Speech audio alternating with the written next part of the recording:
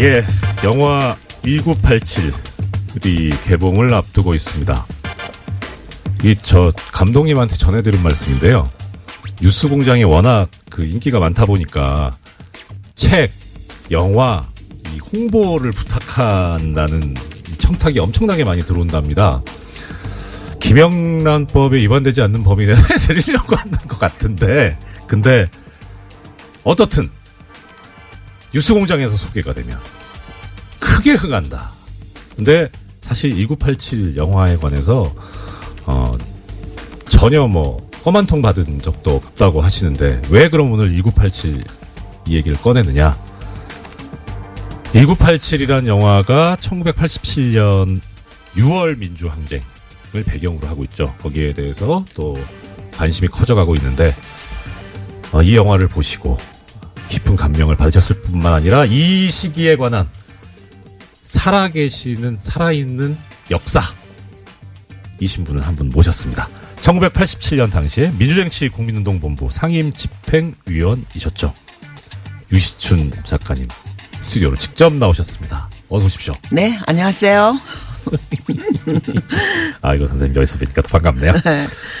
아시는 분들은 아시겠지만 유시춘 작가님 본인도 되게 참 유명하고 훌륭하신 분인데 워낙 또 큰 분이 계셔가지고 가려져서 많이 들으시죠. 이거 질문이 식상할 수 있는데 유시민 전 보건복지부 장관 작가이신 그 관련해서 어떠냐라는 그러니까 사실 유시춘 선생님 되게 훌륭하신 분인데 이렇게 그늘에 가리지 않나 싶어서 속상하실 때도 있을 것 같은데 아니요, 없습니다. 선생님 표정이 진짜 없으신 것 같아요. 이게 지금 이제 선거 지나서 얘기지만 그 대선 때 이제 할배 유세단 네 하셨었잖아요. 그러면서 나왔던 얘기가 그 당시 이제 이런 농담들이 있었습니다. 저기 어대문 어차피 대통령은 문재인. 네. 안하문, 아빠가 나와도 문재인. 그때 유시춘 선생님 두고는 이런 말이 있었어요. 유나문이라고. 뭔지 아시죠? 유시민 나와도 문재인. 그러니까 참, 이제 지나서 하는 얘기입니다만. 자, 일단 유시민 전 장관에 대해서 별 감정 없다고 하시니까, 서운한 거 없다고 하시니까, 당연히 그러신 것 같고요.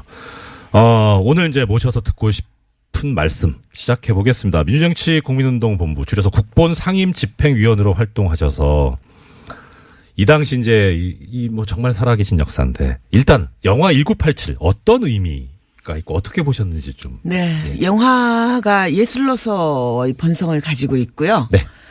또 그 어떤 예술과 문학도 그 시대의 사회 현실과 역사로부터 결코 자유로울 수 없습니다. 그렇기 때문에 대사회적인 기능을 갖고 있는데요. 저는 이 양자 중에 그 후자에 더 충실한 그리고 매우 훌륭한 그 기능을 수행한 영화라고 보았습니다. 네. 역사적인 의미가 있다. 네. 자, 그러면 일단 1987년이면 만약에 1987년도에 태어났다고 해도 이제 30이잖아요. 그렇죠. 네. 그러니까 그 시절을 기억한다는 게 어떻게 보면은 기억하고 있는 사람들이면 일종의 이제 노털 얘기 들을 수 있는 일단 그러면 이 1987년 6월 항쟁이 왜 어떤 계기로 일어나게 된 건지 그 시작부터 한번 말씀을 부탁드립니다. 네, 너무 기니까요. 제가 간략하게 줄여서 잘 말씀드릴게요. 여러분 아시다시피 그 박정희 유신 통치 체제는 사실 종신 집권 체제였습니다. 그렇죠. 근데 이제 내부의 분열로 박정희 대통령이 시해당하고 민주주의를 갈구하던 국민들은 민주정부가 당연히 들어올 거라고 아주 합리적인 추론을 했는데 뜻밖의 전두환과 그 신군부 일당이 광주에서 학살을 감행하고 그야말로 정권을 탈취했습니다. 그렇죠. 이제 그로부터 한 7년에 걸쳐서 그 정통성도 민주성도 역사성도 부재한 그 정권을 물리치고 새로운 민주정부를 세우려는 열망이 국민들에게 광범위하게 퍼져 있었는데 그중에서도 청년 학생들이 용기 있게 전위에 섰습니다. 그러다 보니 청년 학생들이 감옥으로 많이 끌려갔어요. 많이 갔죠. 특히 5.18 광주 민중항쟁의 진상을 밝히기를 요구하는 학생들을 모두 잡아갔습니다. 네. 그래서 86년 12월 당시에 감옥에 약 예. 6천여 명의 청년 학생을 비롯한 양심수들이 갇혀 있었습니다. 6천 명이면 한 학교 그렇죠. 예. 진짜, 이제 예. 그러다 보니 수많은 학생들을 영장도 없이 체포 구금하고 고문하는 일이 네. 너무나 빈번했는데 네네. 언론의 재갈을 물려놓았기 때문에 아무도 그것을 보도하지 못했습니다. 예. 그래서 드디어 1987년 새해가 밝았을 때 네네. 1월 14일 날 박종철 군이 피의자도 아닌 참고인으로 불려갔다가 물론 영장도 없었습니다. 네. 가족에게 알리지도 않고요. 네. 비밀리에 잡아갔다가 지금 그 남영동 전철역 근처에 있는 예. 남영동 대공분실에서 참고인으로 조사를 받다가 물고문에 의해서 참혹하게 살해당합니다. 그런데 예. 이 박종철 사건은 결코 우연히 일어난 사건이 아닙니다. 네네. 그 이전에 이미 많은 박종철이 있었습니다. 예. 일일이 열거 못하겠지만 예. 1986년에 나온 변협, 대한변협에서 발간한 인권 보고서에 보면 군대 끌려가서 의문의 죽음을 당한 학생들, 네. 또 수사기관에 불려갔다가 뭐 아주 동떨어진 황간의 철로변의 시체로 발견된다든가 네. 이렇게 원인을 밝힐 수 없는 다만 수사기관에 의한 의문의 죽음이라고 추정되는 여러 죽음들이 있었습니다. 맞습니다. 예, 그것이 누적되어서 일어났고요. 그리고 86년 11월 말에 애국학생 청년연합이라고 해서 애학투가 네네. 1,400명이 민주정부 수립을 요구하면서 건국대를 점거한 사건이 있었는데요. 그 참 이제 기억도 새롭습니다. 네, 근데 그때 건대 사태. 네, 건대 사태인데요. 네. 그때 모든 이 간제 언론, 예. 정부의 검열을 받는 언론들은 그것을 시키는 대로 정부가 전두환이 시키는 대로 무슨 공산주의 투쟁, 네. 또 일본의 적군파를 모방한 좌익 게릴라 예, 예. 투쟁이다. 네. 이렇게 다 빨간칠을 하고 뒤집어 씌울 때인데 그 사법사상 유례가 없이 1,200여 명이 구속이 되었고요. 예. 그래서 감옥이 터져나갈 지경에 이르렀고 드디어 박종철 사건을 고문하고 난 다음에 시체를 깜짝같이 내다버리지도 못하고 네. 화장하지도 못하고 네. 들켜버린 겁니다. 그렇죠. 네. 예. 그래서 들켜버려서 예. 이 사건이 굉장히 국민들의 공분을 일으켰고요. 여러분 예. 잘 아시다시피 그 영화에 자세히 나옵니다만 네. 참 그 얼토당토 않고 어떻게 보면 초등학생 수준도 못 되는 그런 대응을 경찰이 내놓습니다. 책상을 유명한 말 탁 있었대요. 치니까 예. 억 하고 죽었다. 예. 당시에 강민창 치안본부장으로 네, 그렇습니다. 기억하는데. 박처원 본부장도 있고요. 예. 이분들이 그 2, 3일 동안 그렇게 머리를 맞대고 수기한 결과가 겨우 그렇게 유치짬뽕인 탁 치니까 억하고 예. 죽었다는 유명한 말을 어록을 남겼습니다. 네네. 그래서 저는 이 박종철 사건을 보면서 역사는 간혹 우연을 통해 필연을 관철한다는 말이 있습니다. 우연을 통해 필연을 관철한다. 네. 이 우연한 사건처럼 보이지만 결코 우연한 사건이 아닌 박종철 군 고문치사 사건이 일어남으로써 네. 그리고 드디어 그 고문까지 조작, 은폐한 이 정황이 드러나면서 국민들의 공분이 하늘을 찔렀고요. 그리고 모든 국민들이 그 누구도 검사의 청구에 의해서 법원이 발부한 영장에 의해서는 체포 구금되지 않는 네. 헌법의 정신을 실천할 것을 네. 요구를 했고 예. 체육관에서 저희들끼리 쑥떡쑥떡 대통령을 뽑는 것이 아니라 공화국의 주인인 국민의 참정권을 되돌려 달라고 요구하기에 이르는 것입니다. 그렇죠. 예. 약간 부연 설명을 해드리자면 당시에 고문에 가담했던 사람이 전부 5명인가 그랬었죠. 그런데 2사람이 한 것으로 축소하고 2사람이 다 뒤집어 쓰고 네. 들어갔다가 네. 구치소 안에서 사실은 3명이 더 있었다라는 얘기가 밖으로 흘러나오고 네. 그것을 천주교 정의구현 네, 그 사제가- 얘기 제가 좀 말씀드릴게요. 예, 예, 예. 참 이 역사가요. 뒤돌아서 생각하면 저는 무신론자인데 이럴 네. 때면 하늘이 계시지 않나 하는 생각이 드는데요. 네. 그래서 이제 그 5명 중에 A, B, C, D, E, F 중에 EF가 이제 뒤집어 썼단 말이죠. 예. 자기들은 나중에 이렇게 팔 잡아주는 정도의 아, 조력자였어요. 근데 네. 생각하니까 이거 고문치사라는 엄청난 범죄를 네. 둘이 다 뒤집어 쓰고 갈 생각을 하니까 아득하니까 울면서 예. 토로한 거예요. 네.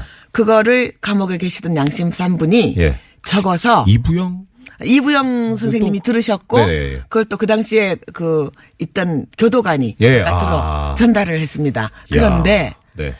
과연 이 엄청난 사실을 누구에게 전달할 건가 예. 하고 한참을 고민을 했는데 첫째는 그때 개원청원 예. 국민운동을 벌이고 있던 야당에게 전할 건가. 네. 그럼 아니면은 뭐 학생들에게 전할 건가. 예.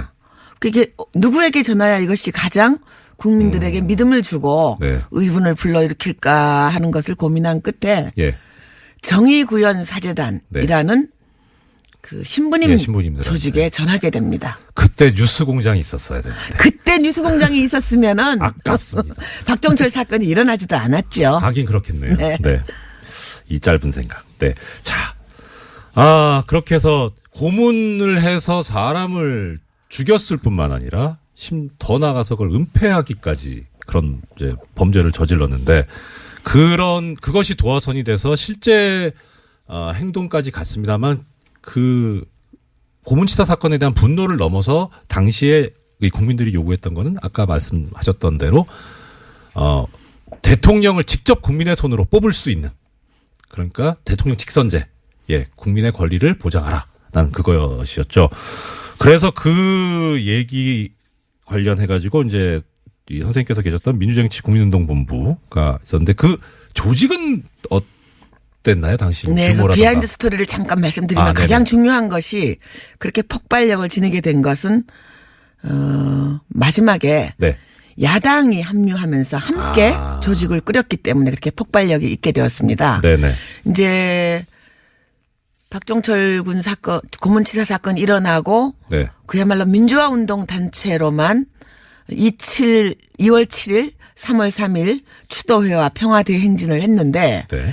그때는 청년 학생들과 민주화 운동 단체만 결합을 해서 시위를 했는데 큰 대중적인 호응을 얻지 못했어요. 예. 또 무섭기도 했죠, 사실. 뭐 무서웠죠. 상황이, 예. 그런데 이것도 비하인드 스토리입니다만 네. 3.3 추도 집회가 평화대행진이 아주 형편없이 그 학생들과 제야단체만으로 네. 소규모로 일어나고 네. 금방 진압을 당하니까 예. 전두환 집단이 자신감을 가졌던 것 같습니다. 그래서 나온 것이 4.13 호언 선언입니다. 그렇죠. 예. 난 너네들 말 들어줄 수 없어. 우리끼리 예. 체육관에서 대통령 뽑을래. 네. 난 너태우한테 줄 거야. 야. 하는 선언을 4월 13일 날 하게 됩니다. 4.13 호언도 참 근데, 오랜만에 듣네요. 네. 예. 그 직전에 네. 몇 년 전에 그 심윤경이라는 이름으로 예. 주한미 대사를 했던 스티븐슨이라는 여성분 계십니다. 한국말도 잘하시는. 네네. 그때는 미국 대사관 참사관이었어요. 예. 그분이 우리를 찾아왔어요. 와서 좀 우호적이었어요. 저희 민주화운동 예. 세력에게. 네. 와서 조심하라고. 어휴. 지금 전두환은 눈에 보이는 게 없다. 어휴. 그리고 내일 모레쯤 아마 호언으로 그러니까 자기들끼리 체육관에서 다시 권력을 승계하겠다는 선언을 할 거다. 예. 그리고 탄압이 더 극심해질 테니 몸 관수를 잘 하라. 왜냐? 그 이유는 27 추도 집회와 3.3 평화대행진이 당신들만의 집회로 끝나지 않았느냐. 전두환이 자신감을 가진 것 같다. 조심하라고 우리에게 살짝 일러주고 갔어요. 어떠셨어요? 그때 기분이? 뭐 그러거나 말거나 하네. 우리는 우리 길을 간다. 어유 대단하십니다.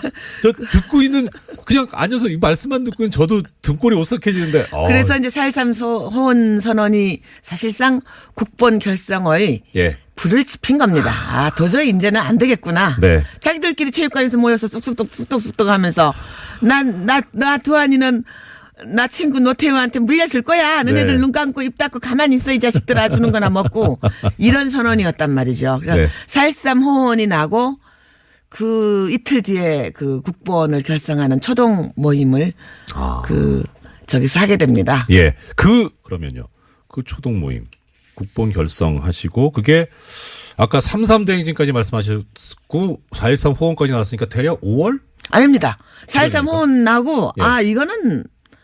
이건 정말 참을 수가 없다. 네. 이렇게 돼서 4월 16일 날인가요? 아, 4월 바로. 우유동 개나리 산장이라는 허름한 집에서 네. 한 10명쯤 모여서 예. 초동을 꾸렸고요. 그때는 그렇게 정당이 합류할 거라까지는 생각을 안 했는데 네.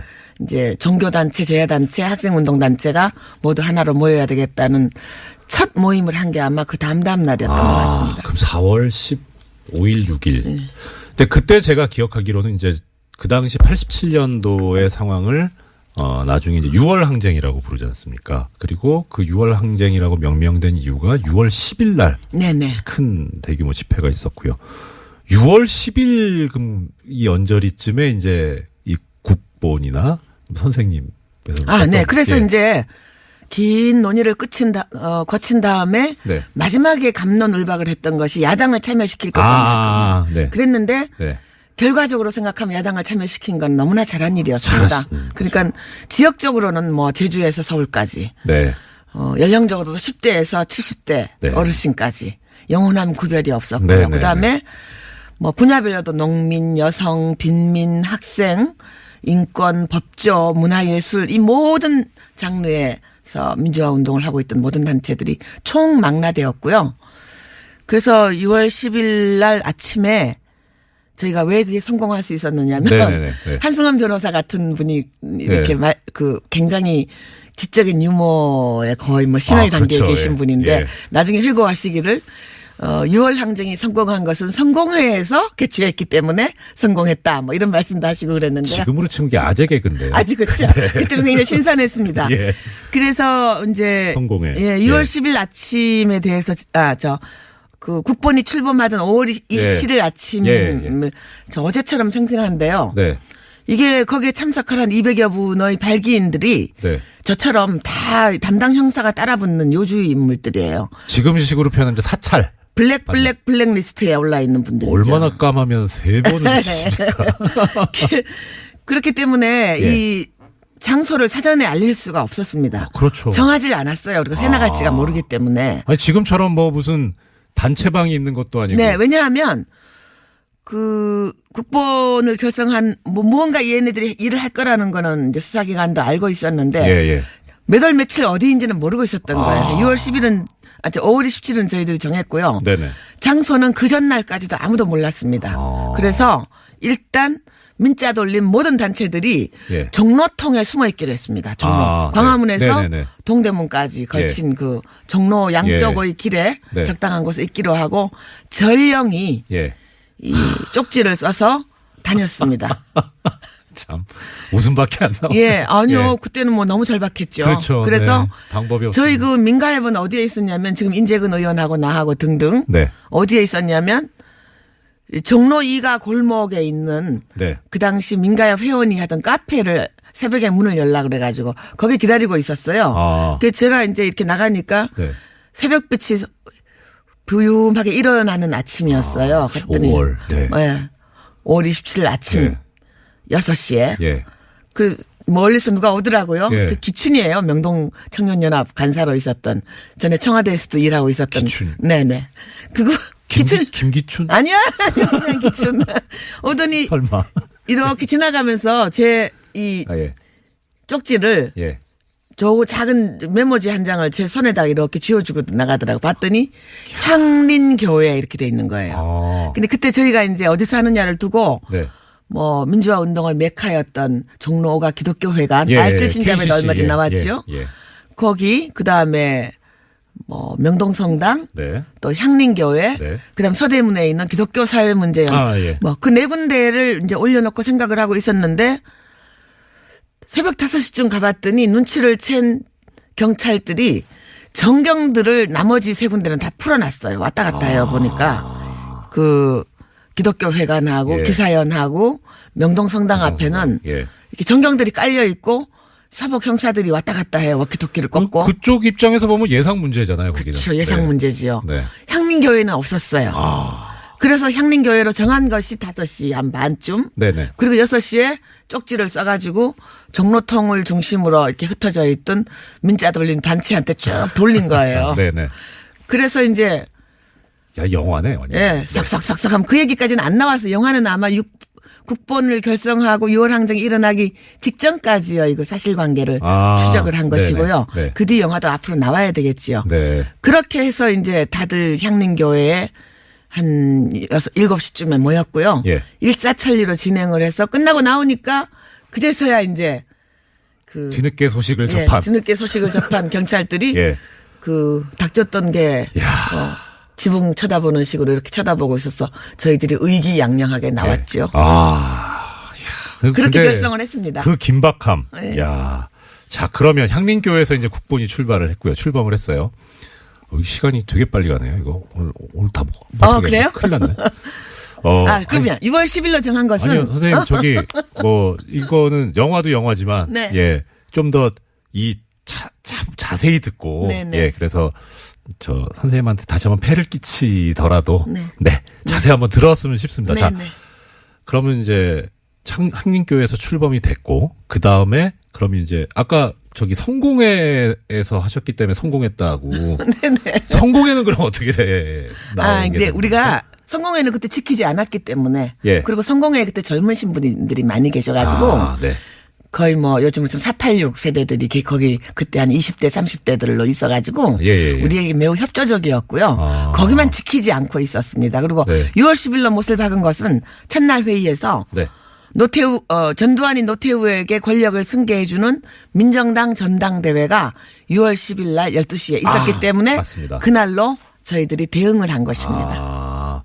진짜 그때 저도 그렇게 기억이 생생한데 1987년 6월 10일 날 민주정의당 전당대회에서 대통령 후보를 선출하는데 당시 노태우 전당대회. 예. 네. 힐튼 호텔. 예. 그리고 이제 리셉션 축하연을 거기서 했죠. 네. 저 힐튼 호텔 예. 남대문 네. 저 숭례문 옆에 제가 그때 6월 10일 날 숭례문 부근에 있었거든요. 뭐 체류탄 연기 엄청났을 겁니다. 남대문 시장을 처음 가본 게 그때였습니다. 네. 도망간다고. 예. 아이고 시간이 벌써 이렇게 됐네요. 막간에 제가 선생님 다시 한번 설득을 해서 내일 한번 모시도록 하겠습니다. 선생님 네. 오늘 말씀 감사합니다. 근데요. 네. 6월 10일 날 네. 정경이 그냥 물샐 틈 없이 에워싸고 있는 삼겹사겹의 그걸 해치고 성공에 진입에 성공한 20명의 얘기가 하나하나가 영화입니다. 예. 어제 뉴스공장에 나오셨다가 양대 포털 사이트의 인기 검색어 실검 1위를 휩쓰신 무려 이관왕 한방에 유시춘 선생님 어제에 이어서 또 스튜디오로 모셨습니다. 어서 오십시오. 네, 굿모닝. 우리 선생님께서는요 다 멋있으신데 제일 멋있으신 게 이렇게 쿨하신 거. 너무 멋있습니다.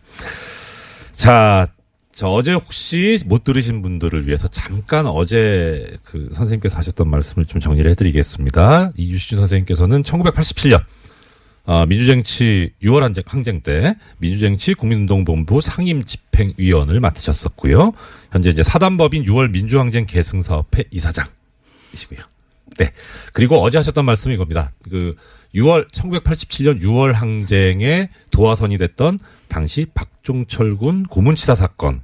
네. 그 말씀해 주셨고, 그리고 그것을 토대로 해서, 국민 주권을 되찾아오기 위한, 여러 가지 그 집회가 있었고, 결국 1987년 5월 27일 날 향림교회에 모여서, 민주정치 국민운동본부를 결성하는, 정말 드라마틱한 그 종로통에서 다들 숨어 계시다가 쪽지로 어디로 모여라라고 하는, 그 말씀까지 주셨고요. 이제 우리가 6월 항쟁이라고 부르는 이 6월 10일 날 대규모 집회, 시위 이 얘기부터 오늘 말씀을 들을 예정입니다. 네, 어제 말씀드렸지만 저희가 6월 10일로 대회 날짜를 잡은 것은 네. 그날이 바로 전두환이 자기 네. 군사 반란의 친구인 노태우에게 네.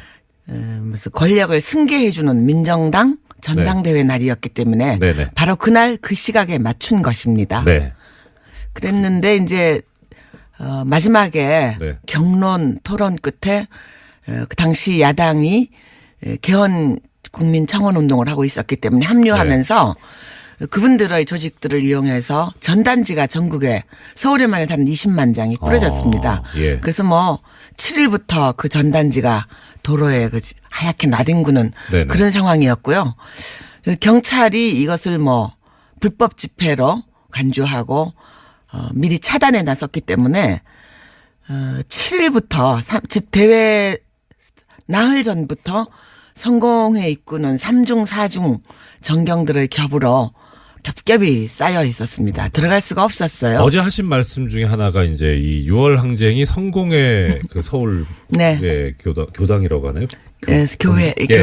거기서 이제 지금 그 핵심 집행부께서 계셨다는 거였는데 한승원 변호사께서 성공회에서 했기 때문에 성공했다. 네. 그 말씀도 하셨다고. 근데 그러면 아까 좀 전에 말씀 주셨던 것이 3중 4중으로 겹겹이 네. 둘러서져 있었는데 어떻게 들어가시게 됐나요? 네, 뭐 거기에 국본 한 20분이 네. 모이셨는데 네. 이제 어르신들은 그때는 제가 30대 중반이었으니까 제일 어렸습니다. 그때 이제 어르신들이 박형규 목사님, 예. 뭐 지선 스님, 네. 그다음에 금영균 목사님 이런 예. 분들을 이제 미리 딱 그 겹겹이 포위하기 그 직전에 한 대여섯 분은 들어가시는데 성공했고요. 그게 며칠 전? 그게 6일부터입니다. 아, 6월 6일부터 미리 예. 들어가 계셨고 네네.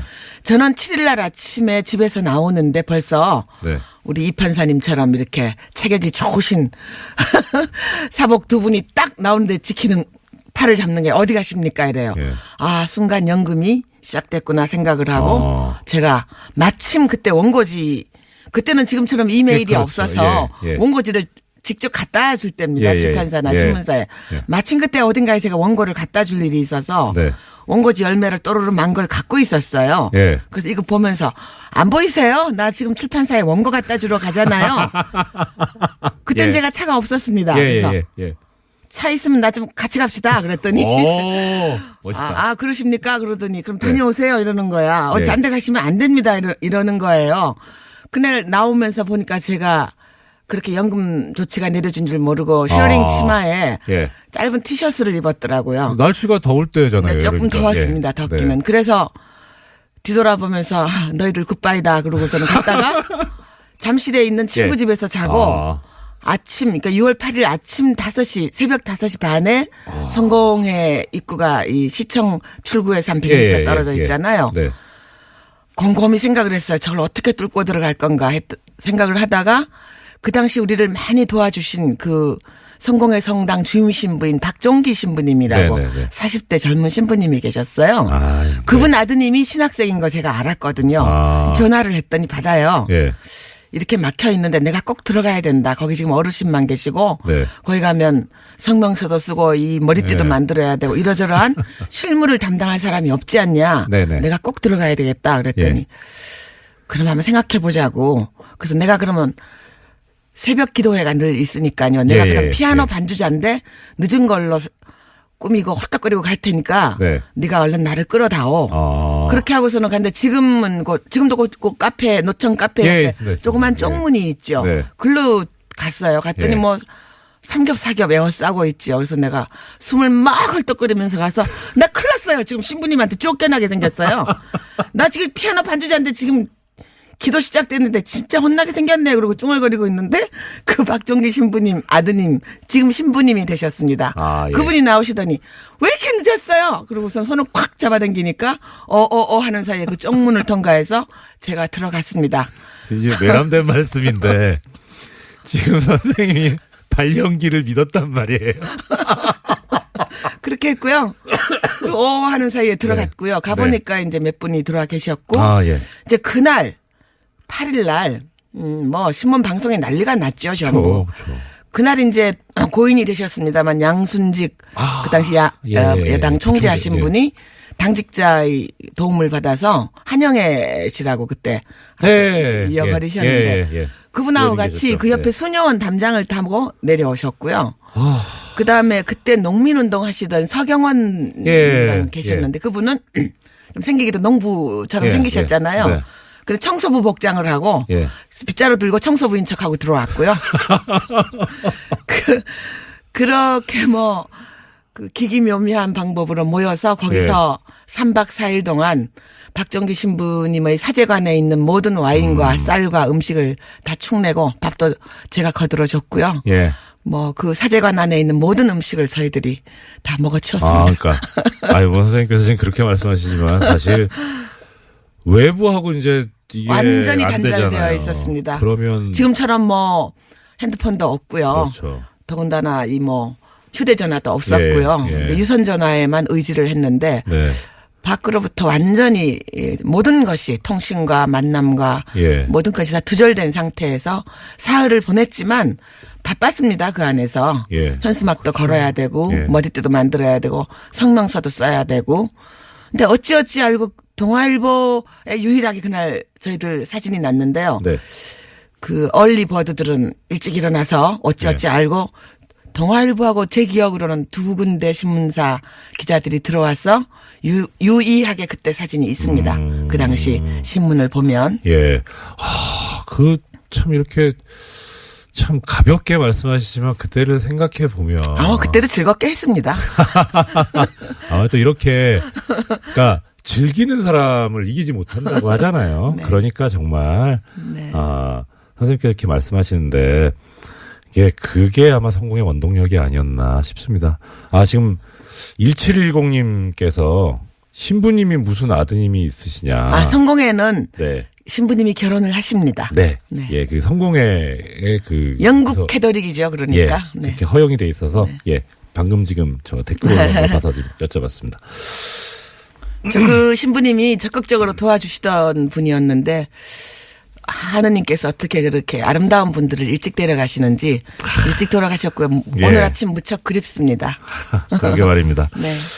자, 그러면 이제 들어가셨습니다. 뭐 들어가시는 것도 참 여러 가지 우여곡절이 있었고 참 뭐 대단합니다만은 이제 또 들어가셔서 아까 얼핏 지나가시는 것처럼 말씀하셨는데 저 사실 제일 궁금했었던 게 그거거든요. 가벼운 질문으로서 보통 이쪽 일하시는 분들이 약초를 참 많이 드시고 좋아하시는데 어떠셨을까 했는데 먼저 말씀하셨어요. 근데 와인이 신부님들이 와인은 좀 드시더라고요. 그래서 네. 그게 혹시 미사주로 쓰이는 기 때문에 죽겠다. 많이 갖추고 있다고 그럽니다. 그럼 뭐 성공회도 예배라고 하나요? 예배 드리죠. 예. 네네. 그 예배 주일 드릴 예배를 때 드리죠. 써야 되는 와인인데 그건 어떻게 해결이 됐나요? 이하는 생략하겠습니다. 죄송합니다. 너무 질문이 깊게 들어간 것 같습니다. 자, 그러면 가셔서 이제 여러 가지 얘기 중에 그런 말씀을 들었습니다. 성공의 그 성당 종로에 올라가셔서 네네. 종을 42번을 치셨다. 네네. 네, 그날 상황을 말씀을 드리자면 잠시만요. 그게 며칠 상황이에요? 10일. 12시 정오에. 정오에. 네, 기사에는 보면은 뭐 오후에 쳤다는 얘기인데 12시예요. 네. 그때가 바로 전두환이 노투우에게 그 권력을 승계해주는 전당대회가 열리는 시각이었습니다. 제가 민주화 운동에 몸담으면서 작가이기 때문에 많은 성명서를 썼는데요. 네네. 그날의 짧은 성명을 평생 기억하고 있고요. 제 기억에 가장 뚜렷한 날입니다. 직접 썼죠. 예. 네, 아주 짧게 썼습니다. 네.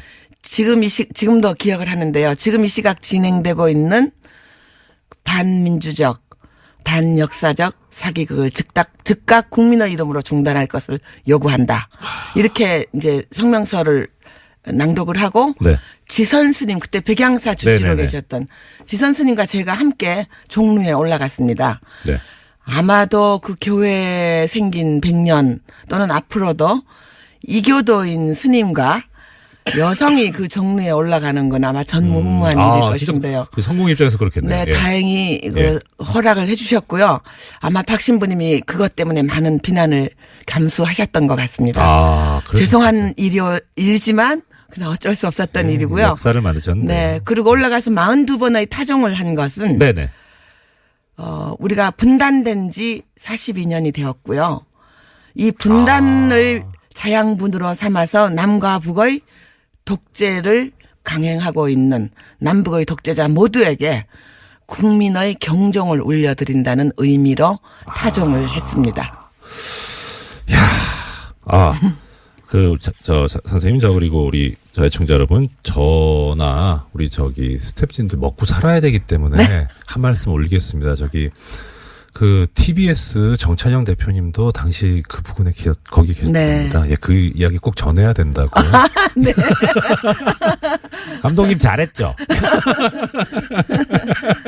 자, 이 6월 항쟁이 특징이, 네. 그러니까 어제 이제 말씀하실 때 사실 고립됐었다. 네. 그래서 그렇게 성공적이지가 못했는데 6월 항쟁 때는 일반 시민들이 상당히 많이 또 네. 뭐 넥타이 부대라고 그때 명명이 됐었는데, 그 이유가 뭐라고 네. 생각하세요? 우선은 우리 국민들의 민주화 열기가 뜨거웠고요. 그것이 네. 가장, 기본에 깔려 있는 것이었고요. 네네. 그다음 그 당시의 그 물리적인 상황을 좀 말씀드리면 네. 88 올림픽을 기해서 예행 연습을 하느라고 처음으로 서머타임제가 네. 적용이 되고 있어서 네. 6월 중순에 6시라는 건 해가 하늘 가운데 있을 때입니다. 그렇죠. 더욱이 집회가 열리고 있는 성공회 주변의 광화문역, 시청역, 서울역은 전철과 버스가 정차하지 않고 그냥 통과했습니다. 그러니 그 주변에 있는 모든 셀러리맨들이 예. 직장인들이 해는 하늘 가운데 쨍쨍한데 예.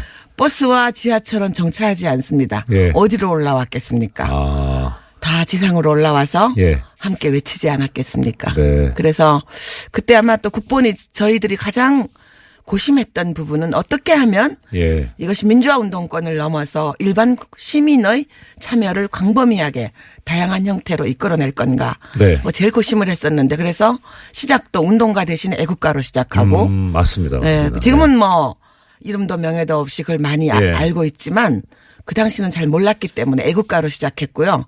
그리고 서 있는 그 자리에서 참여할 수 있는 방법. 네. 차 안에 있는 사람은 경적을 울리고요.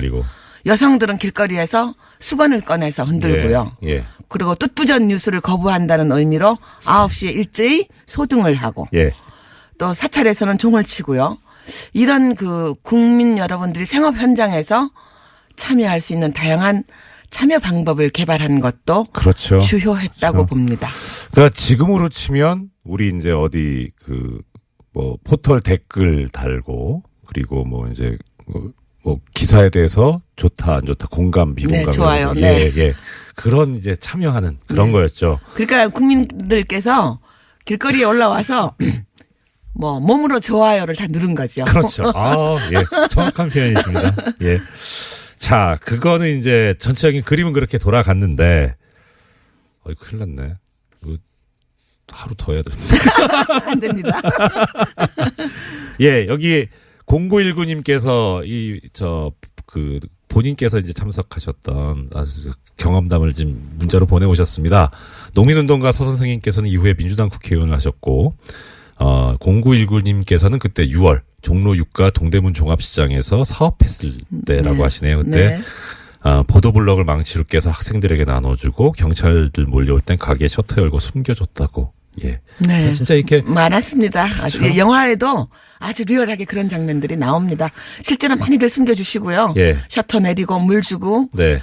콜라도 한 박스씩 샀다 갖다 주고요. 예. 엄청나게 감동적이고 협조적인 그렇죠. 그런 공동체의 덕목을 느낄 수 있었던 맞습니다. 날이죠. 저 경험을 잠깐만 말씀드리면 저도 참 그때 그러니까 운이 좋았던 게 이제 저는 어제 잠깐 말씀드린 남대문 부근에 있었거든요. 숭례문 부근. 남대문 시장으로 이제 숨어 들어간 거예요. 네, 거기가 제일 격전지였죠. 예.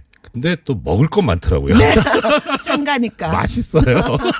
그래서 참 신세 많이 졌었습니다. 자, 그럼 이제 이거는 전체적인 그림이었고 문제는 이제 우리 선생님. 네. 이제 이 시위가 이제 60 이제 끝났습니다. 끝나고 다음 꼭 나와야 되는 얘기가 그거죠. 명동성당. 네, 저희들이 6월 10일 집회를 마치고 제가 맨 앞장서서 박정철 영정을 들고 영국 대사관 쪽으로 진출하다가 모두 다 연행돼서 장안동 대공분실을 거쳐서 그렇죠. 저는 분리수용돼서 돌아가신 재정구 의원님과 함께 강동경찰서 유치장에 수용이 됐는데 아침에 눈을 떠봤더니 천정에 붙어 있는 TV에서 명동성당 농성 얘기가 나옵니다. 그걸 거기서 들으셨구나. 네, 그걸 보고서는 저 어제도 얘기했지만 무신론자인데 우주에 계시는 모든 신께 기도했습니다. 하나님, 예수님, 부처님, 저 뜨거운 사막의 알라신이시여 한국 국민들을 보호해 주시고 민주주의를 오게 해주세요 하고 기도했습니다. 정말. 그리고 제 길을 의심했고요. 왜냐하면 모든 정보가 다 차단되어 있었기 때문에. 그때 일생에서 가장 간절하게 기도했습니다. 예. 그러면 네. 그러니까 제가 이제 여쭤보려고 했던 거는 이 강동경찰서 유치장으로 수감이 되셨는데 당시 선생님께서 이제 그 국어 과목 국어와 문학을 가르치는 교사였는데요. 교사, 예. 그 2년 전에 해직이 이미 됐었습니다. 아. 전두환 해직교사 1호. 당시 블랙리스트. 블랙 세제곱. 자, 자제분. 네, 그때 유치원 다니는 남매 있었습니다. 저 사실 이게 또 상당히 민감하고 아픈 부분이잖아요. 네, 물론 아이들한테 미안했죠. 예. 어떠셨어요, 기분이? 근데 수많은 자식들이 감옥에 가 있고, 그래서 제가 어린아이가 있다는 얘기 그 동료들한테 못했고요. 예. 저 올드미스인 줄 알고 계시는 분이 대부분이었어요. 그랬고요. 다 늠름하게 있었지만 가장 힘들었던 밤은 6월 18일 날. 우리 시위가 또 한 번 폭발했던 그렇죠, 날인데 폭발했죠. 조영래 변호사님이 제 변호인이셨는데 네. 오셔가지고 계엄령 설이 돈다는 풍문을 말씀해 주셨을 때는 등골이 좀 오싹했고요. 실제로 계엄령을 준비를 했었고요. 전두환이. 그때는 아이들을 못 보는 게 아닌가 하는 아주 무서운 공포도 잠깐 잠겨 있었습니다. 공포도 공포고 그래도 또 도움을 주시는 예를 들어서 시댁이나 그런 거 다 잊어버리고 살았습니다. 죄송합니다. 제가 괜히 쓸데없는 질문을 드리는 것 같아요. 네. 자, 그러면 이렇게 해서 자, 수감되셨다가 언제 어떻게 나오시게 돼요? 네. 그런데 그때 이제 우리가 민주화 운동이 상승기에 있었기 때문에 네네. 저희들을 함부로 다루지 못했습니다. 그럼요. 네. 그리고 서울구치소에 가서 여러 번 면회도 오시고 YSDJ께서 다녀가셔서 영치금도 넣어주시고 그렇게 하셨는데 6.29 선언이 나고 난 다음에는 이거 오래지 않아서 나갈 수 있겠구나 하는 생각을 가졌고요. 검사 취조라 그러나요? 검취. 그것도 저희들이 보통 형사법에 의하면 우리가 나가야 되잖아요. 검찰로. 그렇죠. 검찰이 구치소로 왔었습니다. 그게 어떻게 보면 특혜일 수 있지만 어떻게 보면 기자를 따돌리느라고. 그러니까 그 꼼수죠. 그렇죠. 그러니까, 편법이겠죠. 그렇게 해서 바깥 공기를 못 쓰게 하려는 또 그런 생각도 있고. 그러면 그 과정에서 이거 이제 본인 생각이고 이건 이제 되겠구나 하는 어떤 그것은 6.29 날요. 6.29 선언이 나던 날. 우리가 어쩌면 징역을 살지 않을지도 모르겠다. 재판을 받지 않고 나갈 수도 있겠구나. 라는 희망을 가졌고요. 그것이 현실화되었습니다. 그리고 나온 것은 이한열 장례가 있던 그 전날 나왔습니다. 그래도 좀 더 계셨었군요. 그 전날 나와서 처음 간 것이 연세대학교 이한열 장례식장이었습니다. 너무나 감격적이었습니다. 그때 그러면 그러니까 우리가 이기겠구나라는 생각이 드셨던 어떤 지점이랄까 때는 언제쯤? 6월 18일 날 계엄령 풍문이 돌았을 때는 너무 공포스러웠고요. 광주에서 그런 학살을 감행한 집단이니 무엇을 못하겠습니까? 맞다. 근데 제가 보기에는 그때 계엄령 다 시나리오가 있었는데 미국이 모종의 역할을 했던 것 같고요.